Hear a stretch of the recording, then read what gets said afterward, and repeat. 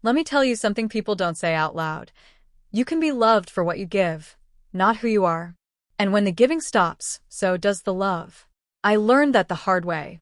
My name is Jessica Lang, and for 29 years, I believed I was part of a close-knit family. Not perfect, sure, but tight. The kind of family that sticks together, has each other's backs. We weren't rich growing up, but I never went to bed hungry. I used to tell myself that was love. When I landed my first big job in tech, fresh out of college with a degree I'd practically bled for, it felt like we'd all made it together. My parents were proud, and my little brother Eli looked at me like I was a superhero.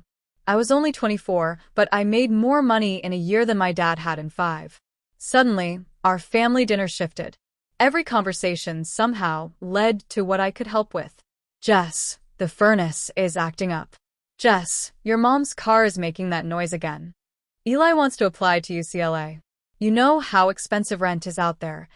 At first, I didn't mind. I loved Eli. I used to carry him on my hip when he was little, rock him to sleep when mom was too tired. He was brilliant and funny, and I wanted him to have everything I didn't. So when my parents asked if I could cover his rent while he was at school, I said yes.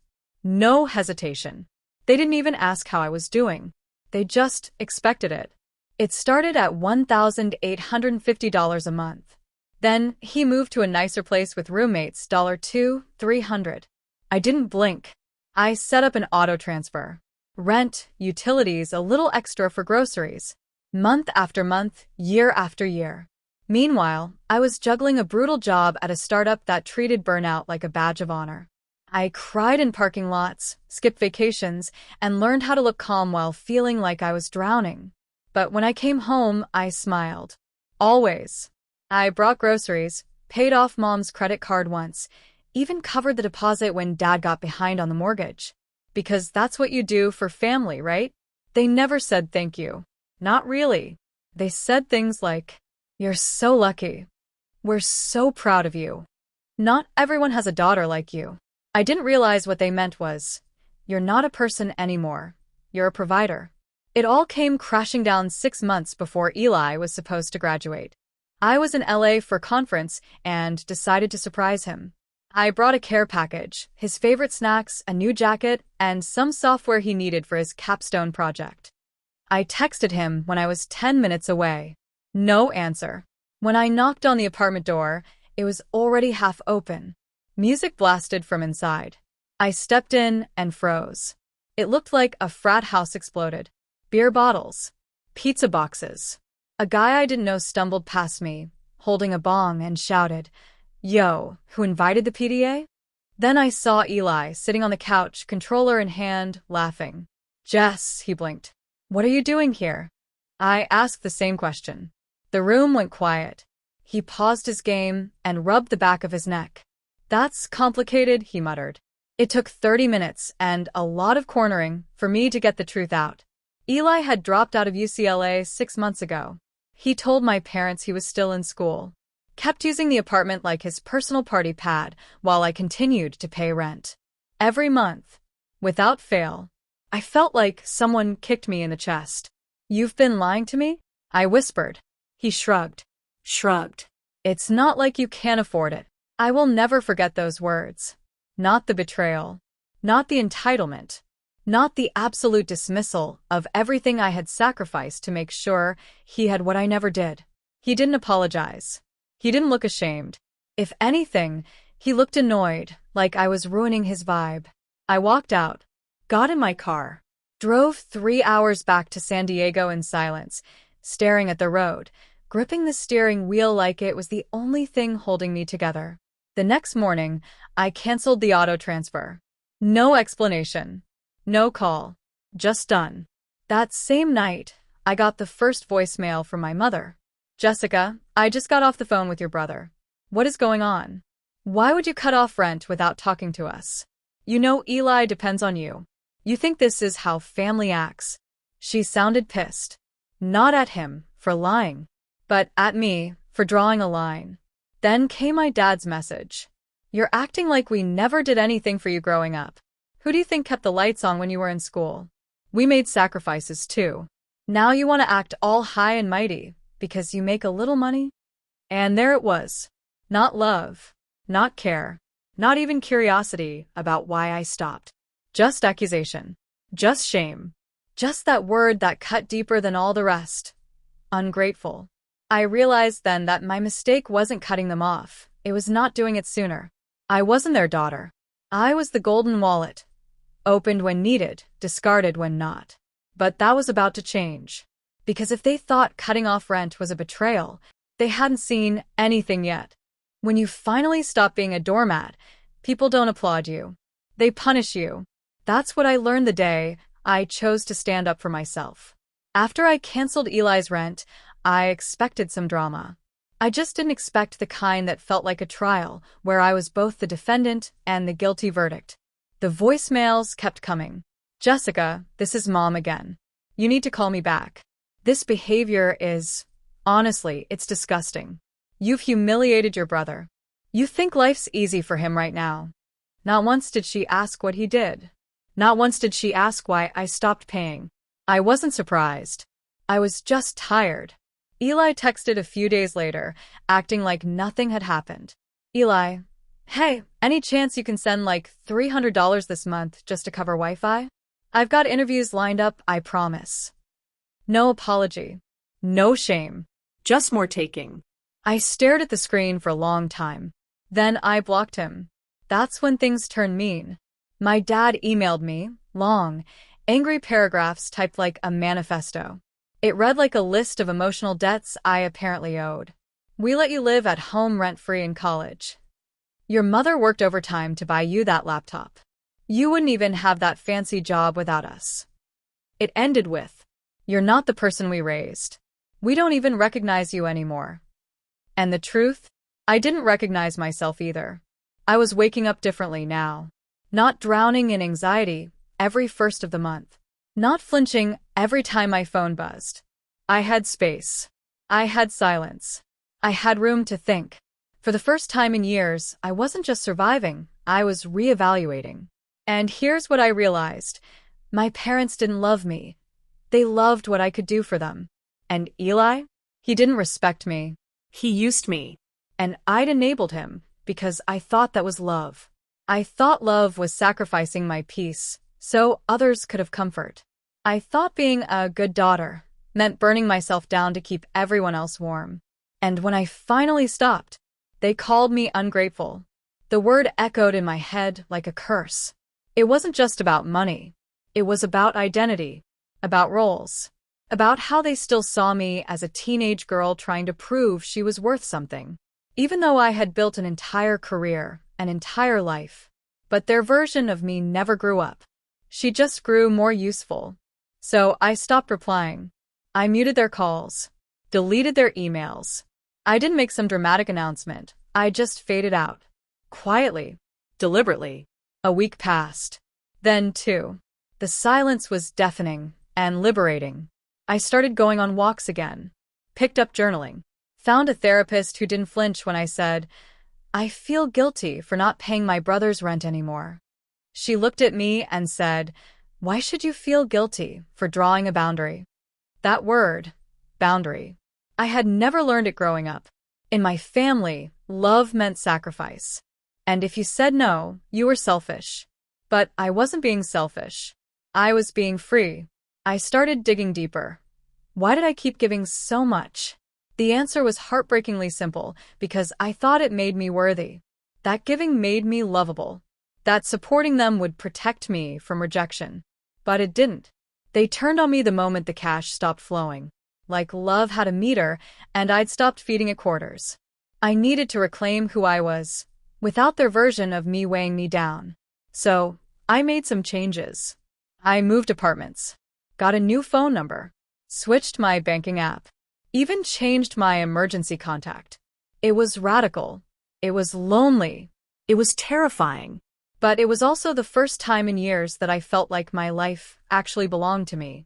A month later, I got a message request on Instagram. It was from a girl I didn't know. She wrote, hey, I saw you used to send rent for Eli. Just letting you know he's been bragging at parties about how his sister's money bought his freedom.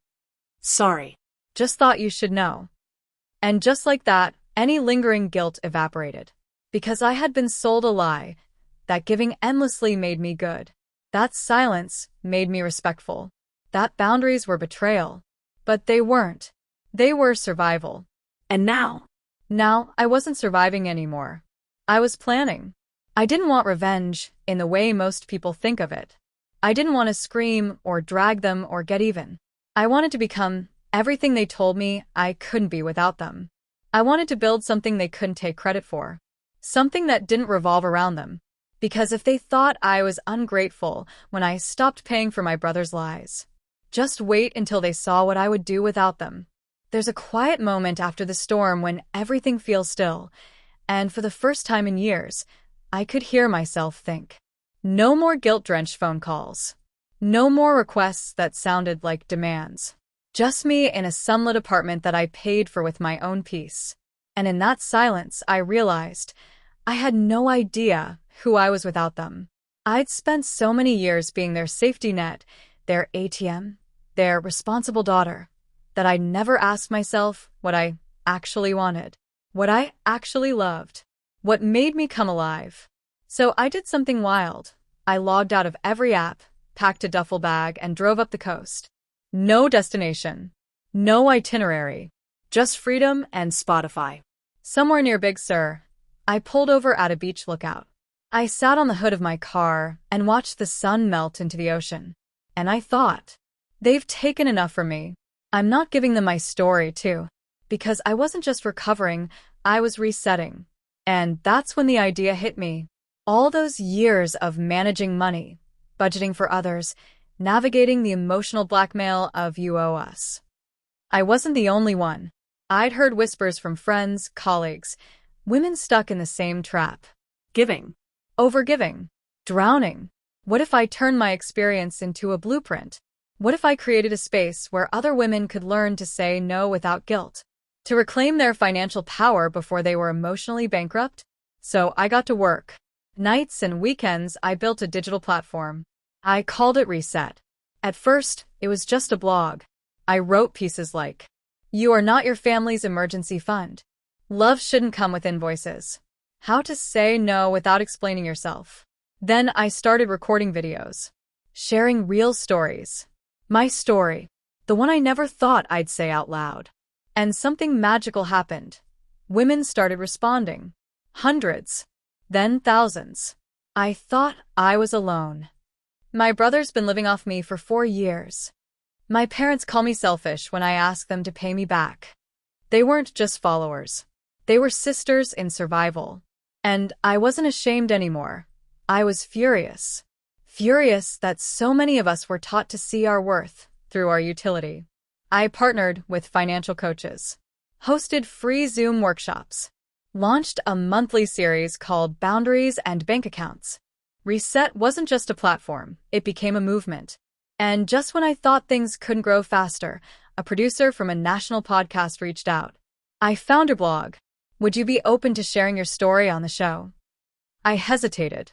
Going public meant my family would see it. There was no hiding behind Instagram anonymity. But then I remembered how they made me feel, like I was selfish for saving myself. So I said yes.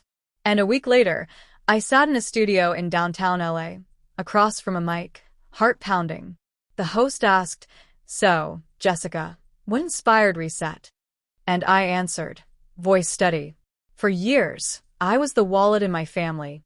I paid rent for a brother who lied to me. I gave until I was empty, and when I stopped, they called me ungrateful. Reset was born from the ashes of that burnout. I wanted women like me to know, we are allowed to choose peace over guilt. That moment changed everything. The episode went viral. Millions of listens, articles, emails, DMs, speaking invites, schools, nonprofits, even podcasts asking me to appear. And in the middle of all that growth, I got a text. It was from Eli. "So, you're making money off our family now? Real classy." I stared at the message, blinking. No apology. No accountability. Just the same entitlement, now dressed up in resentment. I didn't respond. Then, a few days later, a Facebook message from my mom. You've embarrassed this family enough. Don't forget where you came from. I read that one twice. Then I did something that surprised even me. I replied, I haven't forgotten.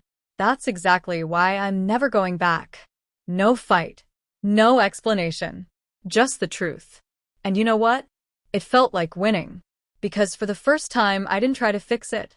I didn't try to make them see my side. I just let it burn. Reset kept growing. We got a grant.